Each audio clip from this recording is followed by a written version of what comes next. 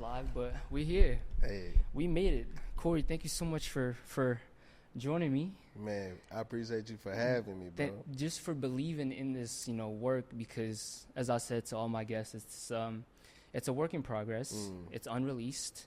So we are kind of filming things as we go. Right. But once it does release, I'm just happy to have you and your partner to be part of the journey, because I'm always going to look back at this and be like, they are the ones who just believed it in the craft the very first time. And that means a lot to me, given that I've met you only once before One time. through Nashville.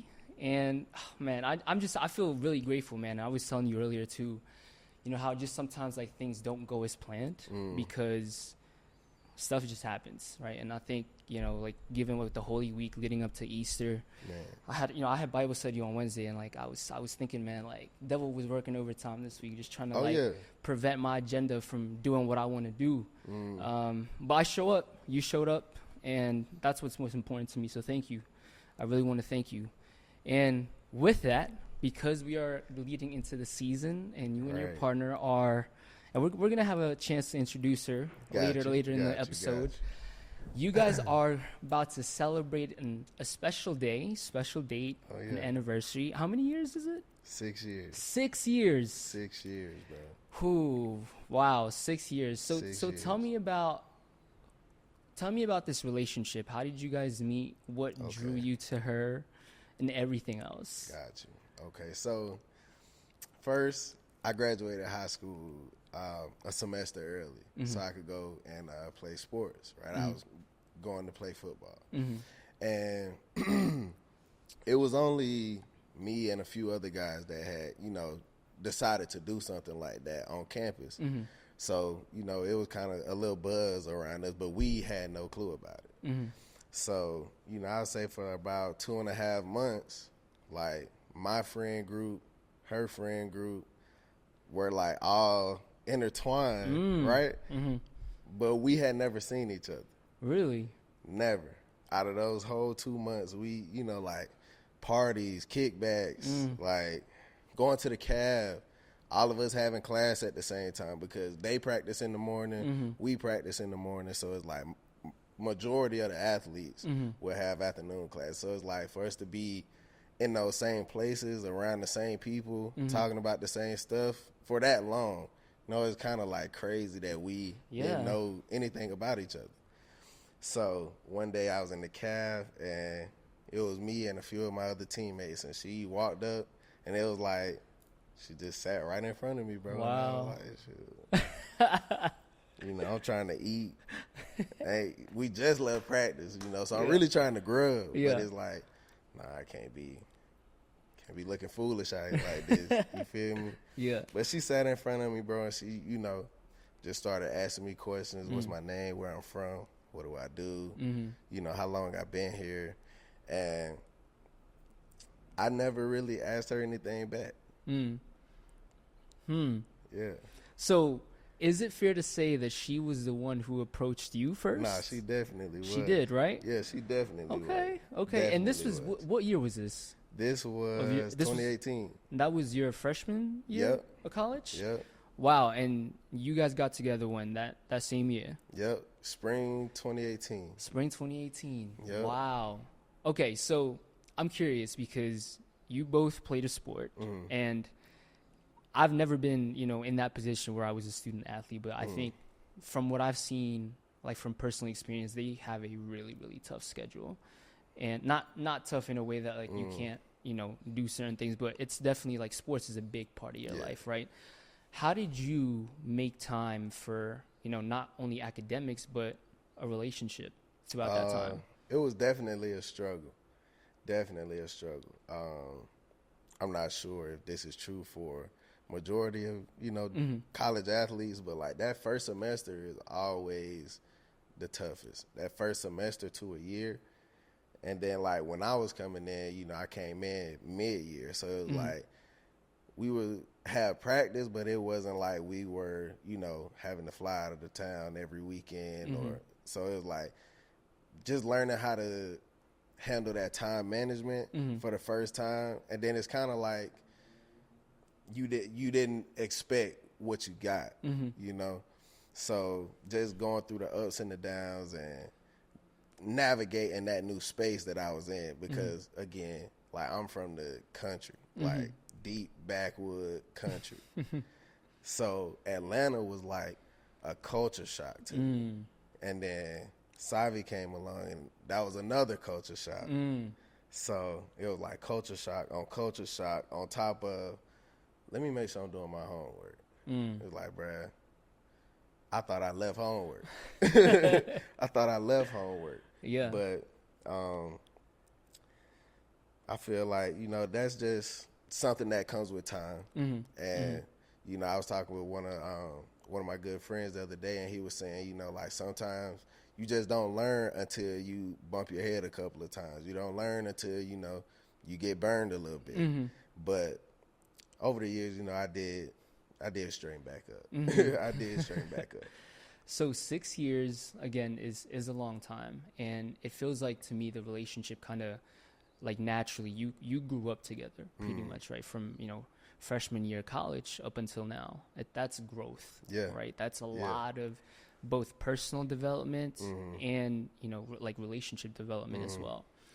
So I'm curious, because I always say to my friends, you know, everybody, if, you know, I'm not going to say everybody, but a lot of people, they have what I say an emotional baggage. And what an emotional baggage is, I feel like something we either carry from previous relationships or previous family, you know, relationships that we had endured or suffered from, right? So for example, an emotional baggage I have is always feeling like, you know, the type of love I've always received as a son was very transactional, right? A lot of the love that my parents gave me was, okay, if you get a certain grade on your exam, that's $50. Okay. Or I'll buy you a new shirt, something like that, right? Okay. And now, like, you know, even after that, going into college, I was in a relationship too, and I said, you know, like, you're doing great, like, let me take you out to eat, or let's go to the mall, I'll get you something, right? It was never like words of reassurance. It was never too much of quality time, but it was just about like something. It had to be materially. So do you believe that, you know, not everyone again, but do you think a lot of people have that emotional baggage to the point where you could say to yourself, like, they're not truly 100% healed, but it's always a work in progress? Right. And I feel like it's always going to be like that. You know, like, we're always going to have these thoughts that creep up, like, bruh, she got to be talking to somebody. Like, I know it's no way she ain't. You know? Like, that's going to creep up early. But as you continue to grow with that person, talk about the things that you've been through, talk about the things that you've been through together, you know?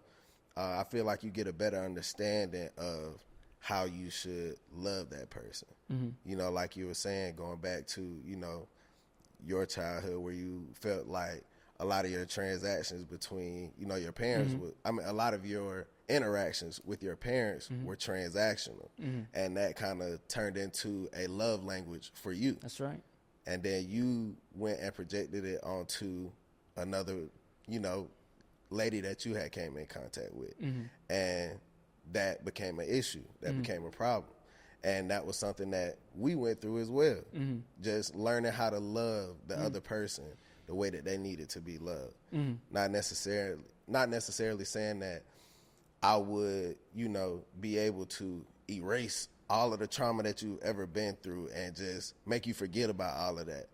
You'll always remember it, but I'll make sure that I'm a safe space for you. Right. I'll make sure that I know I can't say that like that. Right. Let's do this a little bit different. You know, I can't love her like that because that's not how she wants to be loved. For me, I'm acts of service. Like, I go get her some water like 1,000 times a day. Yeah. You know? Yeah. Like 1,000 times a day. But her love language is little things and like small gifts here and there.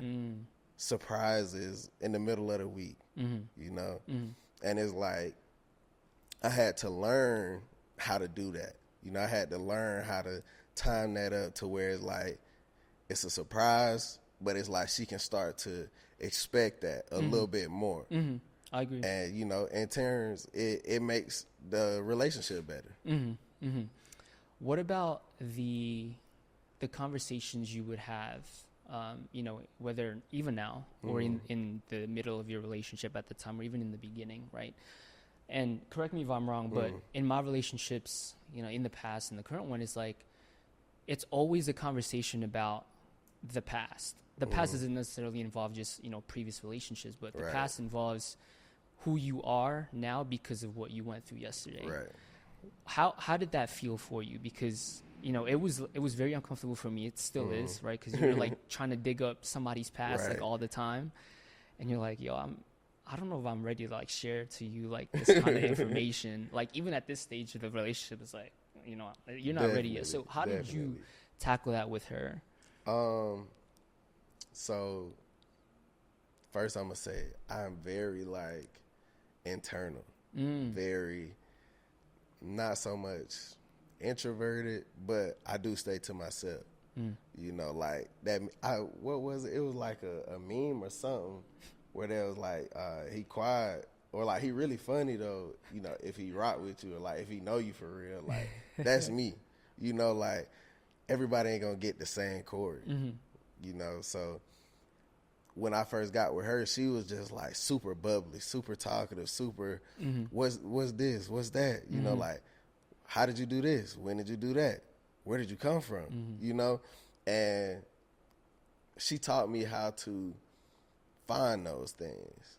Like, why do I act like that? Why do I talk like that? Why do I say that when I get upset?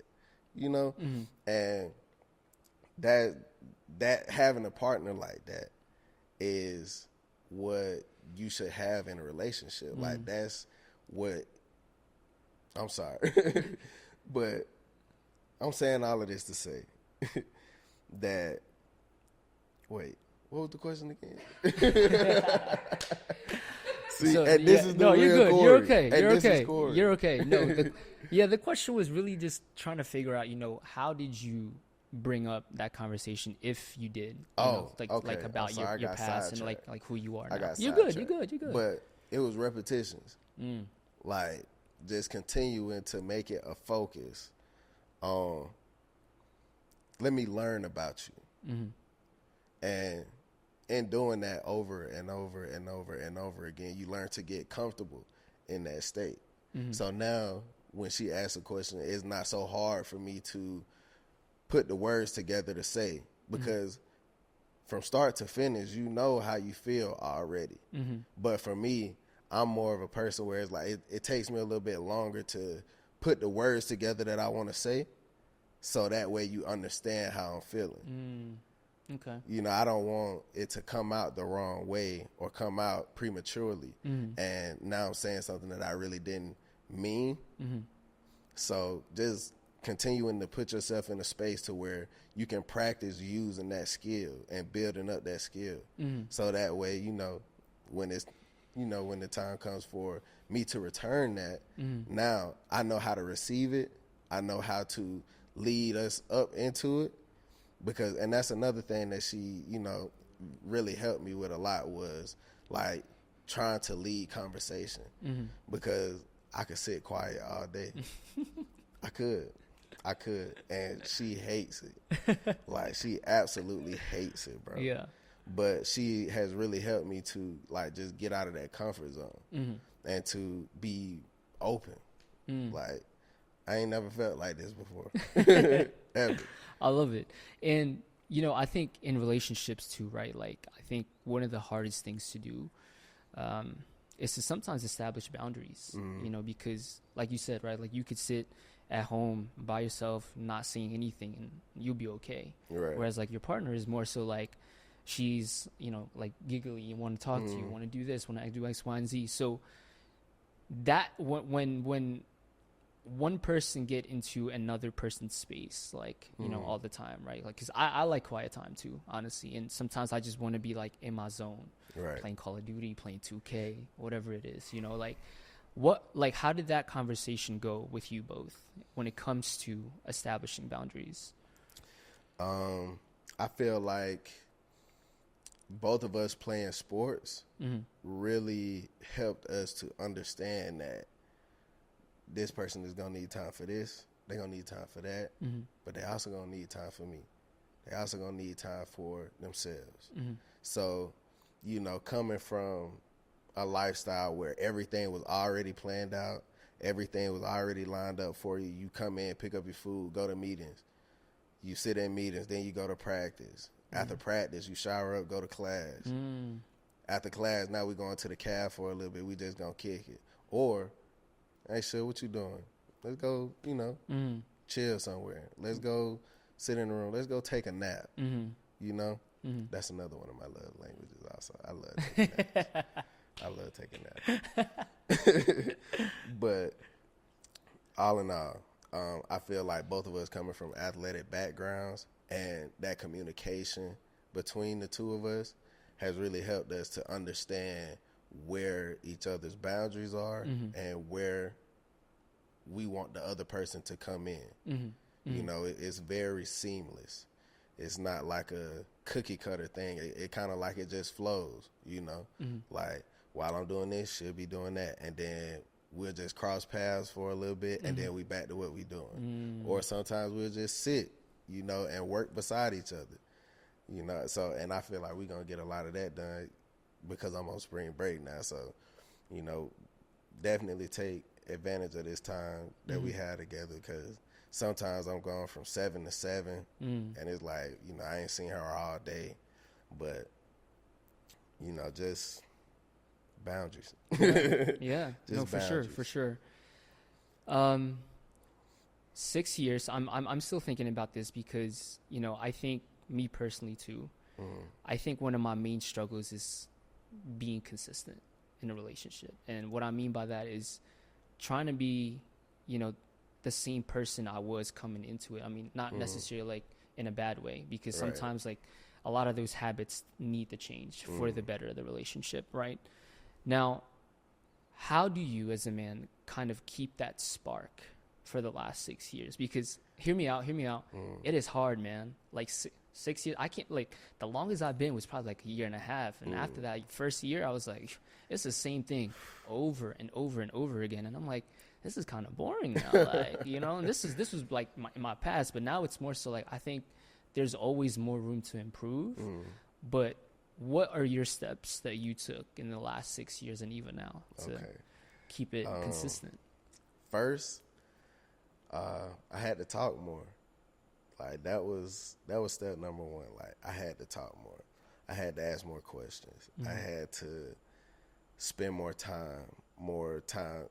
of her type of quality time. Not my quality time where I just want to, you know, sit and kick it. Like, her quality time where we're playing board games, and while we playing the board games, we asking each other questions and bouncing ideas off of each other, and I'm hopping in videos sometimes from time to time. And that was just like early on. I feel like once we got towards the middle, it was more about both of us getting rid of all of the stuff that we dealt with in the past. Because I feel like that first year to year and a half-ish, 2 years, is like where you are still in that euphoria of, That's right. I love this person, I want to be with this person for the rest of my life, and you know, I never felt like this, but then you hit year 3, year 4, and now it's like, that's if we make it to year 3, getting on my 4. nerves. Yeah. Her head big. Like, bruh, like, she, man. you know? Yeah. And it's like, she don't want me to play the game no more. Like, bruh, I'm just trying to hop on the PlayStation real quick. Yeah. Like, I just want to play one game of Madden, you Yeah. know? Yeah. And that's when you really start to find the real person that you are with. That's when you get to discover, you know, what really happened in your childhood. How did you really grow up? How were you really feeling during those times where you just wanted to be alone when you were younger? Or how did you feel when you went through what you went through in your past relationship?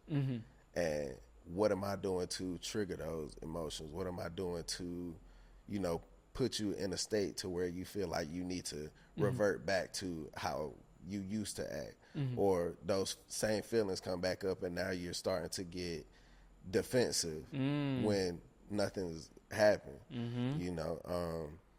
And that's another thing that we really focused on. Like, we had to sit down and, you know, just understand, like, look, bro, it's me and you versus the problem, not you versus me.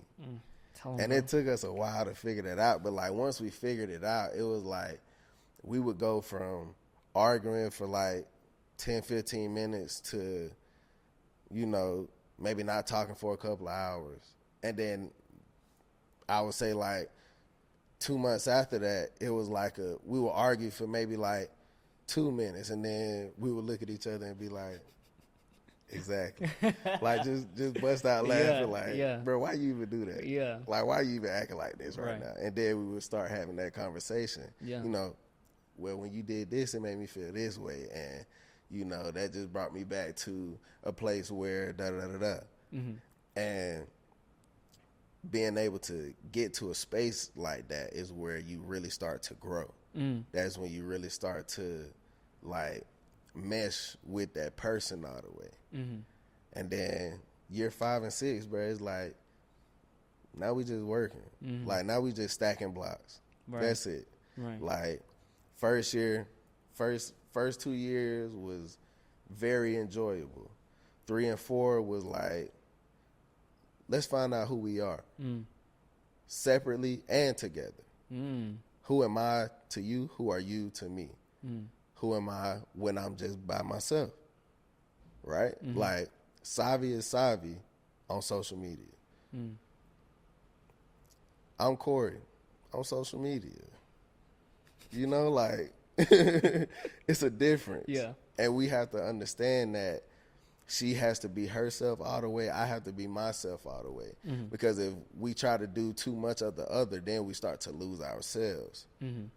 And the rawest form of ourselves is what makes us who we are. You know, it's what makes you want us to be a part of your podcast. And we are so thankful for that, first of all. Y'all, this is our first podcast. I know. This is my first time being on a podcast. And he's a natural, too, y'all. You see him? Nah. He's definitely been trained for this. Like, he's definitely been trained. Definitely have. Like, bruh, she put me on YouTube for the first time. Yeah. Like, I never would have thought, ever would have thought that I would be doing YouTube videos and TikTok videos and, like, them going viral. Like, whoa. That's where I'm going next. That was new for me. Yeah. That was new for me. I'm going to let you ask your question, though. Yeah, so when it comes to the whole social media thing and, you know, the YouTube and Instagram, big followings, by the way, too. Who was like that initial, you know, trigger? Like, was that from you, like from her, or from you guys together to have, like, you know, start creating content? Nah, that was all God and her. Okay. Because when I first got to college, I probably had like maybe 1,000, maybe 1,000 followers. That's still a lot of followers.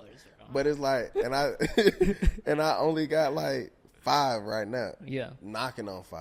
I ain't even gonna hold y'all. Like, I'm knocking on 5 right now. But when I met Savi, she was already at like 25, 30,000. So, like, she was already into it. And then, you know, she started to grow more spiritually, and God was speaking to her saying, hey, you need to start a YouTube. So she did her first video, and then she did her second video, and then she did the third video. And it's like she started to find a new enjoyment for it. You know, like, she had found another niche. It wasn't photo shoots and, you know, brand ambassadors. It was, hey, y'all, this is me, you know, and I do this every day, and now I'm doing this, and I want y'all to come with me so y'all can see. And that turned into, baby, come hop in this video with me.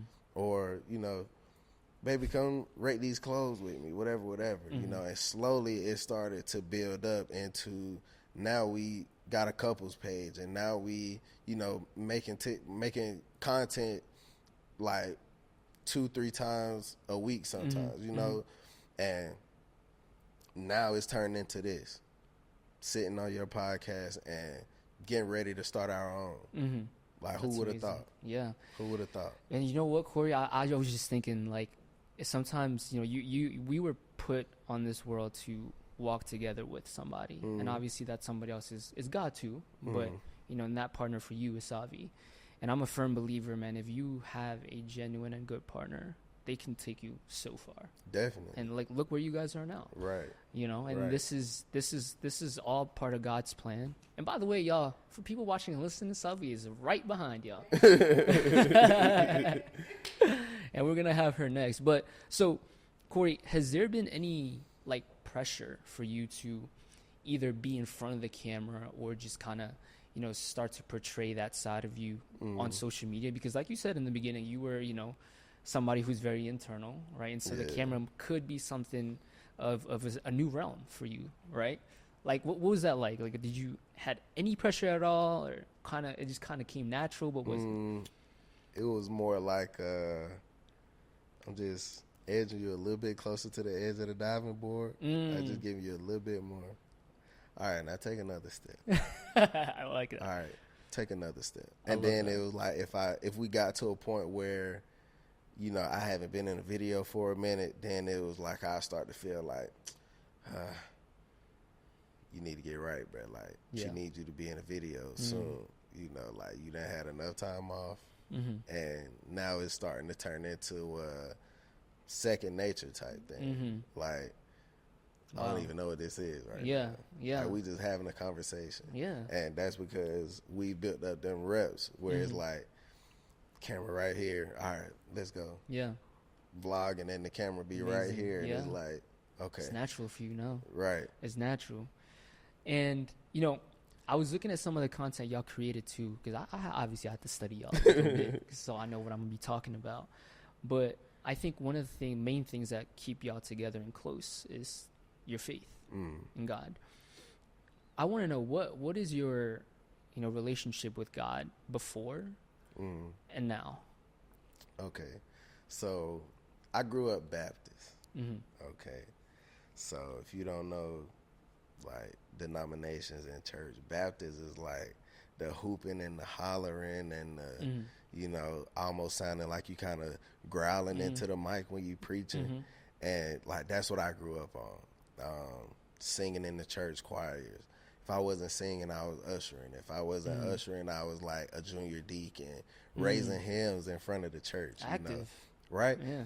But it wasn't like I had a choice, though. You know, if I had a choice, I would have been in church, but I don't think I would have been as active. Right. But again, that's just a testament to having, you know, like, good parenting. Right.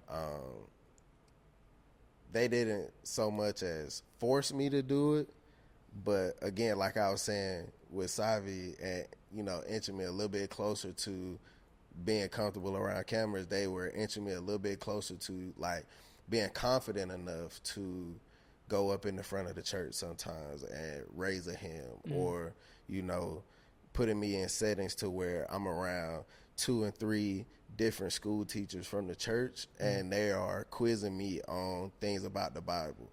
And it's like we going to competitions nationally, doing like a Bible Jeopardy and oratorical contest where you standing up speaking for like 5-6 minutes as a 10-year-old kid. Like, oh man, shaking in my boots. Yeah. Nervous. But through all of that, I definitely gained a lot of knowledge about God and who he was. I was definitely a believer. But I would say until maybe like 3 or 4 years ago was when I really started to feel and see God moving in my life, you know, to where it was like, I know this is God moving. Like, I know he has his hands on me right now, and he is guiding me through everything that needs to happen. I know that if something unfortunate happens, something is on the way for me too. I know that nothing that I'm going through is going to be in vain. You know, and Savi really helped me to kind of personalize and internalize who God was. Wow. Yeah, definitely. That's amazing. Yeah, definitely. She, you know, like we started going to church together, and you know, it was like a fun. Not saying that the Baptist church wasn't fun. Like, I love a good Baptist church service. Oh, I love it. But it was a younger spin on God, and it really drew me in, and it really made it personable, because like we would go to children's church sometimes, and it was like we just doing coloring sheets, and you know, we'll learn a few parables here and there, but we not talking about God for real. Like, this is just church care, daycare, you know. But being in a setting where you have been through some things, and then you walk in church and they're talking about exactly what you're going through, like, man, God really wanted me to be in church today. Like, I really needed to hear this. Or, you know, you just sitting in your room sometimes, and like he just starts speaking to you about everything that's happening, everything that he's working on, where you are right now in his plans, and what he has for you next. Like, just being able to get to a place where he can speak to you. And like, bro, it's like the best thing in the world to just understand that I'm not in control. I'm just moving around. So if he telling me to go over here, bet I'm gonna go over here. He telling me to do this over there, bet I'm gonna do this over there. He telling me to, you know, send some money here. Guys, you know how my pocket's looking right now. Okay, go ahead. Yeah. Like, it's gonna get spent anyway. Why not bless somebody? You know? Yeah. Like, the new faith that I have has really made me selfless. And I was selfless before, but like now I have a newfound understanding of what it means to be a giver, what it means to understand that nothing that I have is my own. Everything that I have is going to be used for the will of God. It's going to be used to push his will forward, no matter what. And something that we always talk about is he either going to use you or he's going to use somebody else. So do you want to be the one in the game, or do you want to be the one on the bench? Like, just do what the coach telling you to do, bruh. Everybody want to be in the game. You know, you may not be playing the position you want to play, but you're in the game, though. That's right. That's right. Man, what you got me over here tearing up? This guy. This guy, he's a gem. One of a kind. You see him? Like, man. Yo, I'm just listening, bro. This is your story. Like, this is amazing. And you know, I think it's critical, man. Like, you know, I think just being religious, right? Like, in just participating in any form of religion, I feel like, you know, Christianity, obviously, or Catholicism, whatever it may be, it's like a yellow pages. You know, it's like a guidance into what you could be if you would just read the book, you know, or read the Bible, because this is the type of couple that we are called to be. And I love that you and Savi are really doing that and portraying that on social media and not being like shameless about it. Right. Because, you know, one of the main things a lot, you know, people, sometimes I struggle with this too, is like claiming him in public. Right. I've sat in front of this camera 8 times. I've said God all 8 times because I'm trying to be my best for him. That's the secret sauce. With him and through him, like every time, bro. And there's no shame in that. And, you know, I had to really learn that like the hard way, because through the good and bad, man, he was there. I just didn't listen, you know. And, you know, I think your story speaks a lot of volume to, I hope, a lot of couples out there too, who's, you know, in the position of, like I said, like I call this genre like being spiritual-ish, right? Like they grew up with God, they know of God, but they don't know God until, you know, you spend time with him.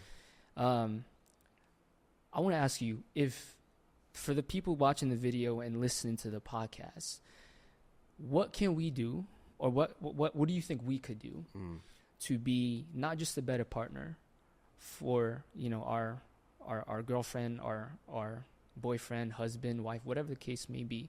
What can we do to embrace that relationship with God, and what can we do to just be a better partner overall?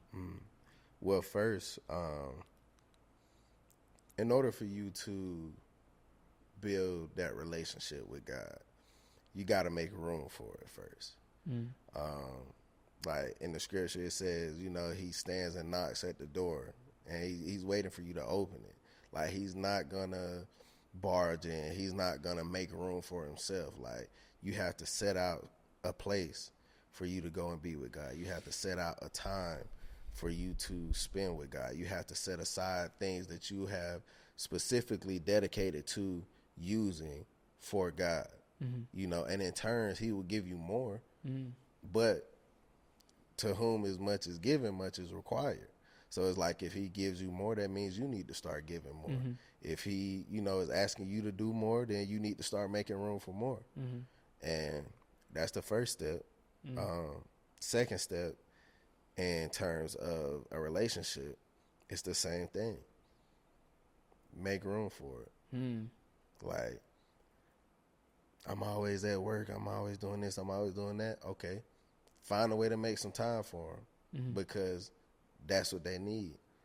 They need to know that the person that they're with cares for them and cares about them.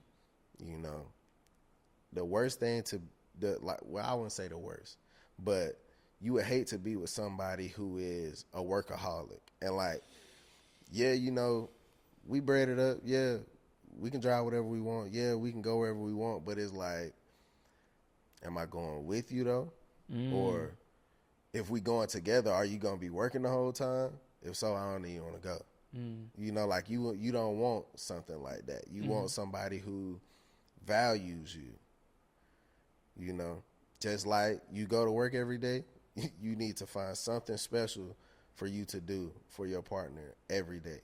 You need to make sure that they know every day, like, hey, you still on my mind, and I still love you, and I still care for you, and I still want to give you everything in the world if you want it. You know, like, they need to hear those types of things. They need to see you exhibiting those types of things in your daily routine, because that makes for a comfortable space for them to grow. Yeah. To be open, to find ways to give that back to you. You know, and not saying that to say, you know, that's the only reason that you should do it. Right. But it feels good making somebody else feel good. So why wouldn't you want your partner to feel good, making you feel good? Yeah. I can't wait for y'all podcast to drop, honestly. I'm going to be on it all the time. If I need some relationships, I'm tuning into y'all, man. Corey, on the camera, you could look straight to the camera. I'm going to ask you one question. Who are you? I am Jacorey Crawford. I'm from Thompson, Georgia. And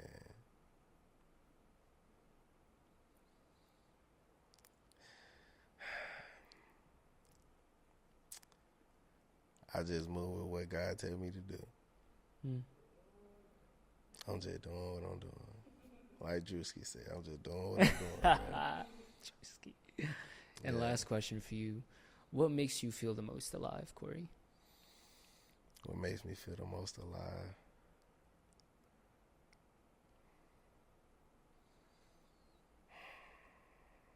What makes me feel the most alive is knowing that the people who love me the most are proud of what I'm doing.